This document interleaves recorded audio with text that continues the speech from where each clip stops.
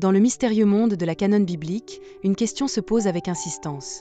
Saviez-vous que les versions de la Bible varient considérablement entre les traditions catholiques, protestantes et orthodoxes ? Cette variation n'est pas simplement un détail académique. Elle soulève des interrogations profondes sur notre compréhension de la parole de Dieu. En effet, les différences dans le canon biblique témoignent de l'histoire complexe et riche de ces traditions chrétiennes qui, bien que partageant une foi commune, se sont souvent éloignées dans leur compréhension des Écritures. Imaginez un instant les millions de croyants qui se réunissent chaque semaine autour de textes qui, bien qu'évoquant le même Dieu, livrent des enseignements et des interprétations parfois diamétralement opposées. Qu'est-ce que cela signifie pour vous, personnellement, alors que vous vous engagez avec votre propre version de la Bible ? En scrutant l'histoire de la formation du canon biblique, on découvre un chemin parsemé de débats théologiques, de choix humains et de révélations divines. Les premières églises chrétiennes ont dû faire face à une multitude de textes, certains glorifiés et d'autres rejetés, chacun revendiquant un lien avec l'autorité apostolique. À mesure que les écrits se diffusaient, ces communautés ont été confrontées à la nécessité de trancher. Quels livres seraient considérés comme sacrés et inspirés par Dieu ? Les critères qui ont émergé, tels que l'usage universel dans les églises et la concordance avec l'enseignement apostolique, ont joué un rôle déterminant dans l'établissement de ce que nous appelons aujourd'hui la Bible. Cela nous amène à réfléchir à la manière dont ces choix ont façonné les croyances fondamentales sur la prière, le salut et même la vie après la mort dans chacune de ces traditions. Quel poids les décisions prises par des hommes et des femmes il y a des siècles portent-elles sur votre foi aujourd'hui ? Alors que nous approchons des conséquences de ces différences, il est essentiel de reconnaître qu'elles ne sont pas de simples variations textuelles. Elles ont des répercussions profondes sur le cœur de la doctrine chrétienne et de la pratique spirituelle. Par exemple, des livres tels que les deutérocanoniques, acceptés par l'Église catholique et les traditions orthodoxes, soutiennent des doctrines qui n'ont pas de fondement dans la tradition protestante, comme la prière pour les défunts et l'intercession des saints. Lorsque nous prenons conscience de ces distinctions, nous entrons dans un espace de réflexion critique sur notre propre interprétation des Écritures. Comment ces différences influencent-elles notre compréhension de la révélation divine ? Peut-être que, dans cette quête de vérité, nous découvrirons des angles enrichissants sur notre foi, nous incitant à écouter ceux qui lisent les Écritures à travers d'autres lentilles. Ce voyage au cœur des Écritures ne fait que commencer, et chaque question posée ravive notre désir de chercher et de comprendre la nature de cette parole qui nous est si précieuse. Dans notre exploration des canons de l'Ancien Testament, nous découvrons un territoire dévasté, marqué par des différences frappantes entre les traditions chrétiennes. Imaginez un instant des millions de croyants, chacun lisant des Écritures qui, bien que parlant du même Dieu, incluent ou excluent des livres différents. La question des deutérocanoniques, par exemple, est au cœur de ces divergences. Alors que les catholiques et les orthodoxes reconnaissent ces livres comme sacrés, les protestants les rejettent catégoriquement. Pourquoi cette scission ? Ces décisions ne sont pas anodines. Elles façonnent profondément la manière dont les fidèles comprennent la prière, la vie après la mort et l'autorité divine. Pour certains, ces textes apportent un éclairage essentiel sur des doctrines fondamentales, tandis que d'autres considèrent leur absence comme un retour aux racines juives de la foi chrétienne. Les deutérocanoniques, qui incluent des ouvrages tels que Tobie et Judith, ne sont pas seulement des lectures supplémentaires. Ils interviennent dans des débats théologiques cruciaux. Par exemple, des passages qui parlent de la prière pour les défunts, bien acceptés dans le catholicisme, sont totalement absents des Bibles protestantes. Cela soulève alors une question brûlante. Que signifient ces différences pour notre compréhension de la vie après la mort ? Pour les catholiques, la prière pour les âmes en purgatoire est une pratique spirituelle qui englobe la miséricorde divine et l'intercession des saints. Du côté protestant, la perspective est radicalement différente, soulignant que le salut est une affaire de foi personnelle, sans intermédiaire. Ce climat de pensée accentue le fossé entre les diverses traditions chrétiennes et fait réfléchir sur comment des textes apparemment similaires peuvent produire des croyances diverses. En scrutant ces différences, nous nous trouvons confrontés à des implications profondes concernant l'autorité des Écritures. Quelle version de la Bible doit être suivie pour comprendre la volonté de Dieu ? L'autorité divine enchâssée dans ces canons varie selon les traditions, impactant chaque facette de la vie des croyants. Ce n'est pas qu'une question de livres trouvés ou non trouvés, mais de la façon dont chaque tradition interprète le message et l'intention de Dieu.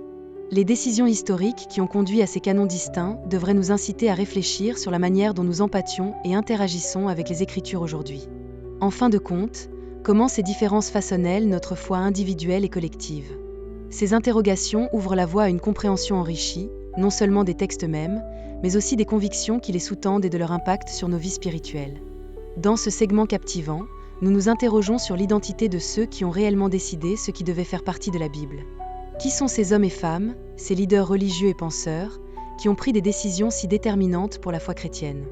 L'histoire nous montre que la formation du canon biblique n'a pas été un simple acte d'inspiration divine. Au contraire, elle a été caractérisée par des débats passionnés, des controverses théologiques et des choix parfois controversés. Imaginez ces conseils d'église se réunissant, pesant chaque texte pour déterminer son autorité, tout en tenant compte des opinions divergentes et des défis d'hérésie. Cette dynamique entre l'inspiration divine et l'intervention humaine soulève des questions essentielles sur l'authenticité des Écritures que nous tenons entre nos mains aujourd'hui. Les premières communautés chrétiennes ont été un champ de bataille intellectuelle et spirituelle, où des textes circulaient librement, mais où peu étaient acceptés comme canoniques. Comment les leaders de l'Église ont-ils évalué la valeur des écrits qui nous parviennent aujourd'hui ? Les critères étaient variés. L'autorité apostolique, l'usage universel et la conformité aux doctrines déjà établies jouaient tous un rôle. Cependant, que dire des livres qui ont été rejetés ?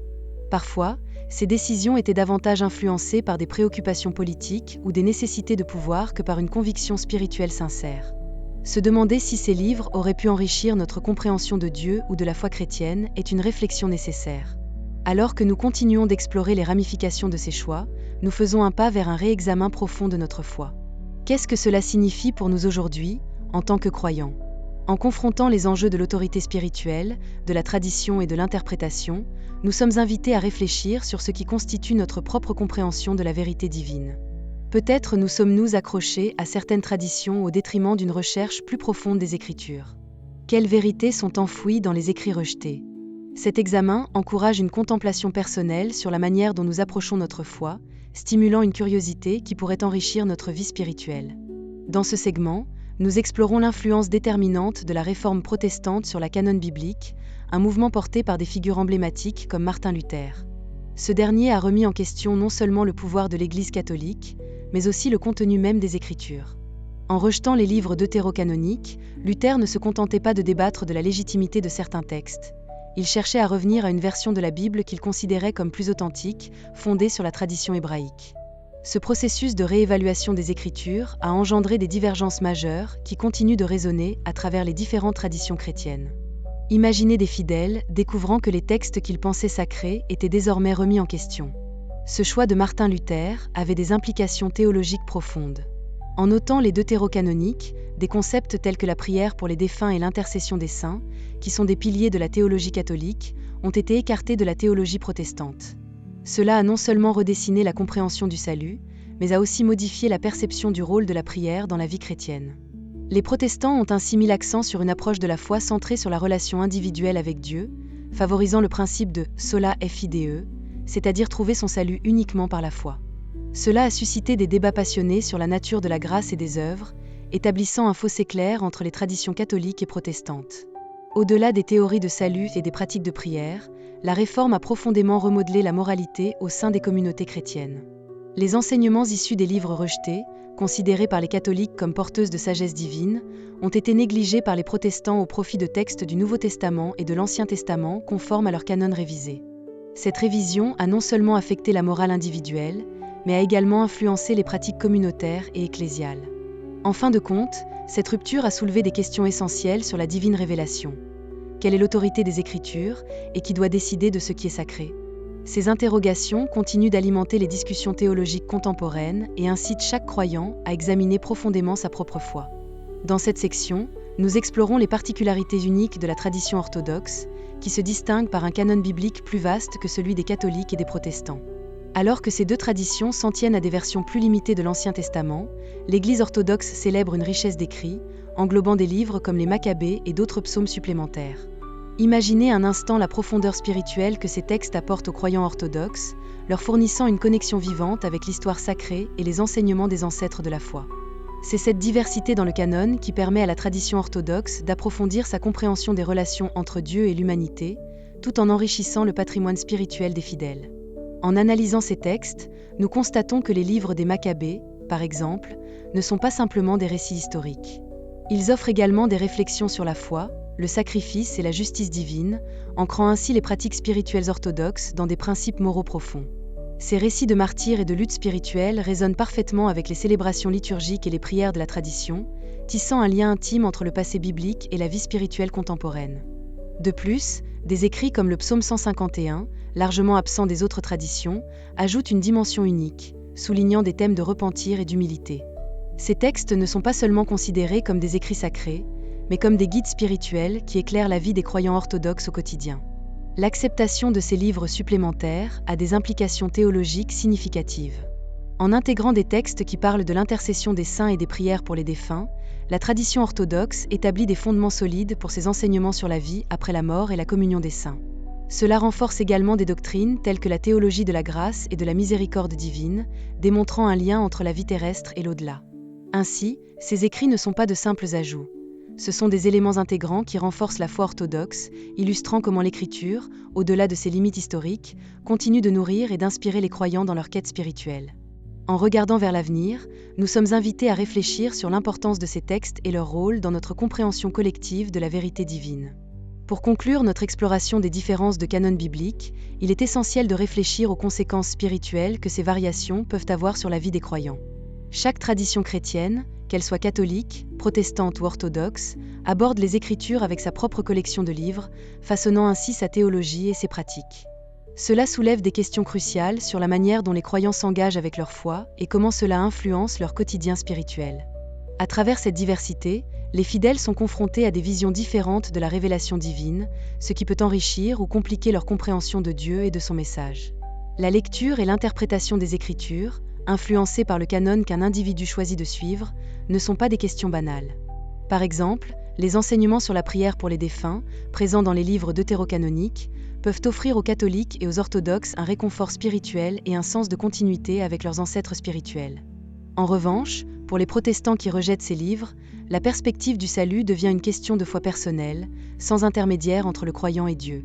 En se rendant compte de ces différences, les croyants peuvent mieux comprendre les racines de leur foi et se poser des questions sur leur propre compréhension de ce que signifie être en rapport avec le divin.